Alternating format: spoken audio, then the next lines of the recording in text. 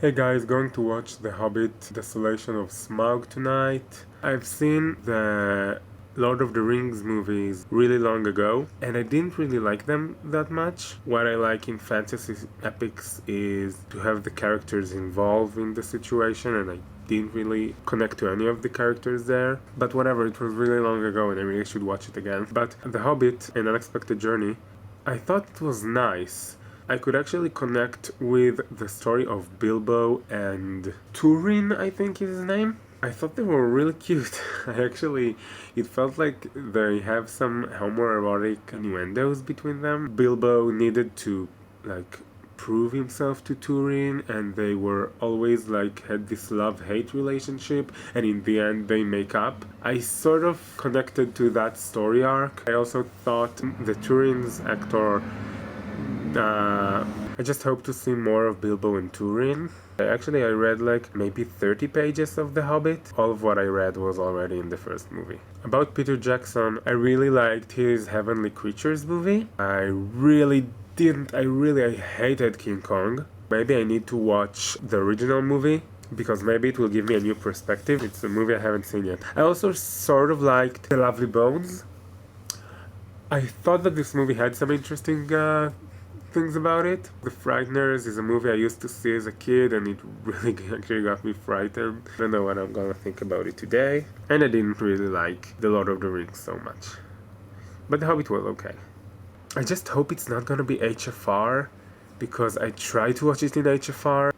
5 or 10 minutes in, I just entered to a 2D presentation. Okay, so that's it about the first movie. Now I'm gonna go watch the second movie. Whoop.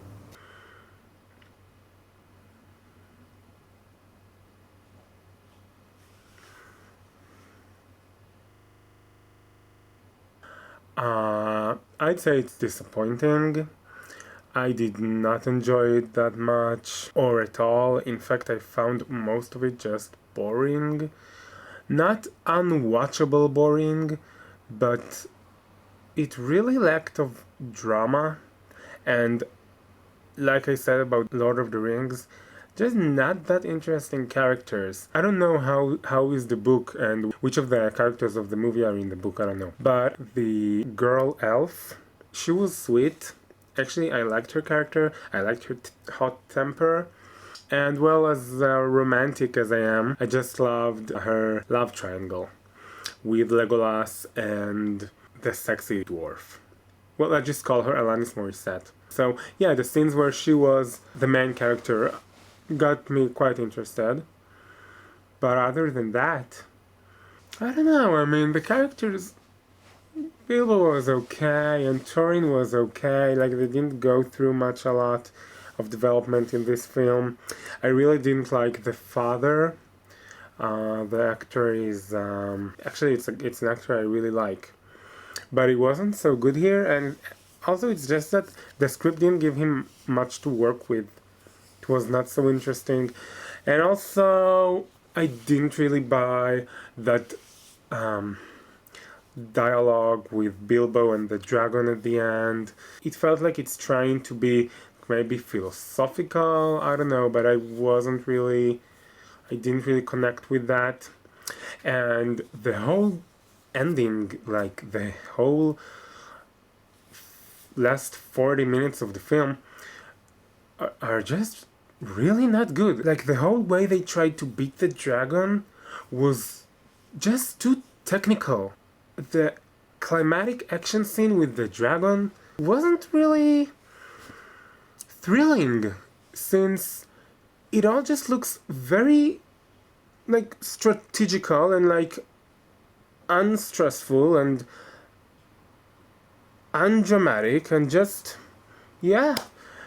When you first see the dragon, there's this shot where here's the dragon's head and here is the dragon's tail, and little Bilbo is just in the middle, and this shot is amazing. And also, his acting, it's very expressive in this scene, and I really liked that. And just to see how huge that dragon is, that was exciting.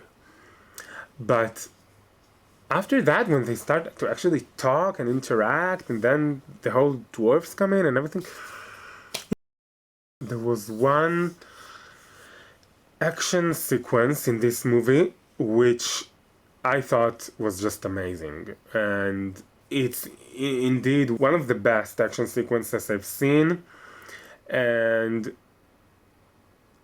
I think they took a lot of ideas from computer games because the action and the choreography of the characters in this was really highly detailed. I'm talking about the scene in the river. You could actually just see each character in his own like experience in this, I wouldn't say huge battle or large scale battle, but just very dynamic battle, and everyone was in it. So that whole moment where the sexy dwarf, what's his name, goes up to pull the lever so that the doors will open again, it was a good idea. I was actually like, how are they gonna escape that? I don't know.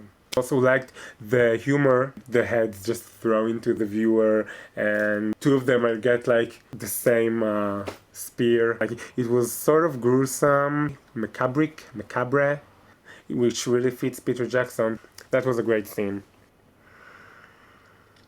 Well, sadly, I think I'm gonna rate this movie 3 out of 10, which puts it alongside movies like Avatar, Jack the Giant Slayer, Elysium, and Journey to the Mysterious Island, which I reviewed some time ago. I'm gonna wait for the third movie. I hope it's gonna be better. And that's it. Thanks for watching. Bye bye.